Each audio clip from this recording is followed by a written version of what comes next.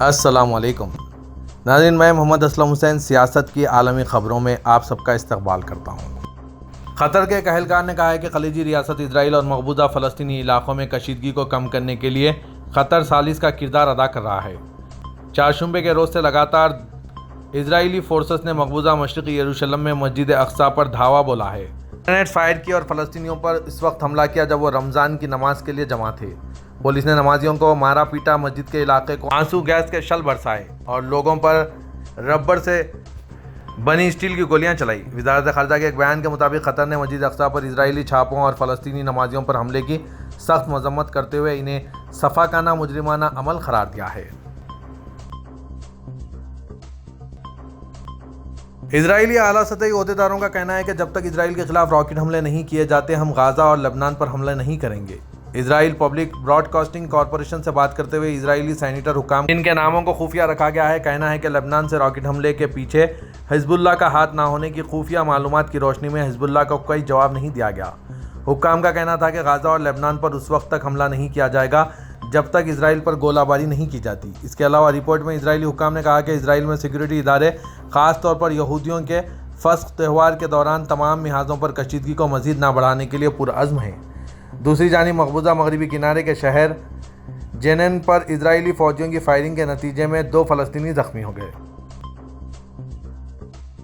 سعودی عرب کے دارالحکومت ریاض نے عالمی اسمارٹ سٹی رینکنگ میں فرانس، جرمنی اور اسپین کے دارالحکومتوں کو پیچھے چھوڑ دیا ہے، جبکہ مکہ، جدہ اور مدینہ منورہ پہلی بار اس فہرست میں شامل ہوئے ہیں۔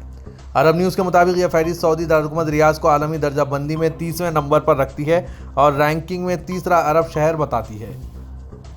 سعودی دارالحکومت ریاض 2022 میں 39ویں جبکہ 2019 میں 55ویں نمبر پر رہا۔ اس فہرست میں مکہ 52ویں نمبر پر ہے جو اب بھی اس رینکنگ میں چوتھا عرب شہر بناتا ہے۔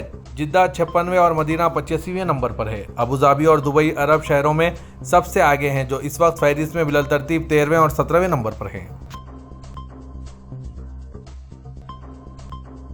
حرمین شریفین انتظامیہ کے سربراہ شیخ ڈاکٹر عبدالرحمن السدیس نے کہا ہے کہ رمضان المبارک کے دوران اب تک مسجد نبوی کے زائرین کی تعداد 1.5 کروڑ سے تجاوز کر چکی ہے۔ سابق ویب سائٹ کے مطابق انہوں نے کہا ہے کہ مسجد نبوی کے زائرین کو ہر طرح کی سہولت فراہم کی جا رہی ہے۔ انہوں نے کہا کہ محرم سے لے کر 15 رمضان تک 1 کروڑ 63 لاکھ افراد مسجد نبوی کی زیارت کر چکے ہیں۔ حرمین انتظامیہ کے تمام شعبے اور ان میں کام کرنے والا عملہ زائرین کو سہولت فراہم کرنے کے لیے مخلصانہ محنت کر رہا ہے۔ رمضان المبارک میں زائرین کی خدمت اور سہولت فراہم کرنے کے لیے جامع منصوبوں پر عمل کیا جا رہا ہے۔ مکہ مکرمہ میونسپلٹی نے کہا ہے کہ رمضان المبارک کے دوران اب تک کم و بیش 1 لاکھ ٹن کوڑا اٹھایا گیا ہے۔ سابق ویب سائٹ کے مطابق مکہ میونسپلٹی نے رمضان المبارک کے دوران صفائی کارکنوں کی تعداد بڑھا دی ہے۔ مکہ مکرمہ میونسپلٹی کے ترجمان اسامہ زیتونی نے کہا ہے کہ مکہ مکرمہ کے تمام محلوں میں صفائی کارکنوں کو مناسب تعداد میں متعین کیا گیا ہے۔ علاوہ ازیں مرکزی علاقے اور ان محلوں میں جہاں عمرہ زائرین رہائش پذیر ہیں وہاں صفائی کارکنوں کی تعداد دگنی کر دی گئی ہے۔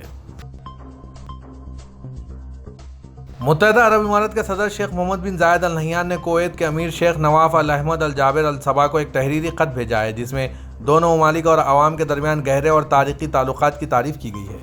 خط میں شیخ نواف ال احمد ال جابر ال صباح کو اس سال نومبر میں متحدہ عرب امارات میں منعقد ہونے والے COP 28 میں شرکت کی دعوت بھی شامل ہے۔ یہ خط کویت میں متحدہ عرب امارات کے سفیر ڈاکٹر مظہر حامد النیادی نے دارالیمامہ پیلس میں ہوئی ملاقات میں کویت کے ولی عہد شیخ مشال ال احمد ال جابر ال صباح کو پہنچایا۔ ڈاکٹر نیادی نے متحدہ عرب امارات اور کویت کے درمیان مضبوط تعلقات اور مختلف شعبوں میں اعلیٰ سطح کے تعاون کی تعریف کرتے ہوئے دونوں ممالک کی قیادت کے ویژن کے مطابق تعلقات کو مزید آگے بڑھانے کی اہمیت کی طرف اشارہ کیا۔ یورپی یونین نے مقبوضہ فلسطینی سرزمین اسرائیل اور لبنان پہ حالیہ ایام میں تول پکڑنے والے پرتشدد واقعات پر خدشات رکھنے کا کہتے ہوئے ان واقعات کی مذمت کی ہے۔ اس موضوع پر اپنے بیان میں یورپی یونین کے اعلیٰ نمائندے برائے خارجہ تعلقات و سلامتی پالیسی جوزف بوریل نے یاد دلایا کہ تل ابیب میں گزشتہ رات ایک اسرائیلی سیاح ہلاک ہونے والے حملے ہوئے ہیں۔ یورپی یونین ان پرتشدد کارروائیوں کی مذمت کرتی ہے۔ اس بات کا ذکر کرتے ہوئے مسجد اقصیٰ میں اسرائیلی پولیس کی طرف سے طاقت کے استعمال کے بعد تشدد انگیز کارروائیوں میں اضافہ مقدس مقامات کے بڑھتی ہوئی کشیدگی اور تنازعات کے بعد ہوا ہے۔ بوریل نے کہا یورپی یونین مقدس مقامات پر تشدد کے واقعات کی مذمت کرتی ہے اور ہمیں یاد دلاتی ہے کہ ان مقامات کی حیثیت کو برقرار رکھنا چاہیے۔ سابق امریکی صدر ڈونلڈ ٹرمپ کا کہنا ہے کہ ان کے ملک کے افغانستان سے انخلا کے اصل ذمہ دار جو بائیڈن ہیں۔ اپنی social media site Truth Social پر اپنی پوسٹ میں ٹرمپ نے جو بائیڈن انتظامیہ کو نشانہ بنایا ہے، جس کا یہ موقف ہے کہ افغانستان سے انخلا کے عمل کے دوران درپیش مسائل کی بڑی وجہ ٹرمپ انتظامیہ کی غیر منصوبہ بندی تھی، جس نے طالبان کے ساتھ معاہدے پر دستخط کیے تھے۔ ٹرمپ نے کہا، وائٹ ہاؤس میں موجود یہ بیوقوف جو ہمارے ملک کو منظم طریقے سے تباہ کر رہا ہے اور سب سے بڑے بدماش جو بائیڈن کی قیادت میں غلط معلومات ایک نیا کھیل کھیلا جا رہا ہے، ٹرمپ کو افغانستان میں ان کے مکمل طور پر نااہل طریقے سے ہتھیار ڈالنے کا ذمہ دار ٹھہرا رہے ہیں۔ یہ دعویٰ کرتے ہوئے کہ جو بائیڈن انتظامیہ نے امریکی فوج کو ختم کر دیا اور $85 بلین مالیت کا فوجی ساز و سامان افغان انتظامیہ کے حوالے کر دیا۔ ٹرمپ نے کہا کہ میں نے دیکھا ہے کہ انہوں نے ہمارے فوجیوں کے قتل کی اجازت دی اور امریکی شہریوں کو وہیں چھوڑ دیا۔ جو بائیڈن اس کے ذمہ دار ہیں، کوئی اور نہیں۔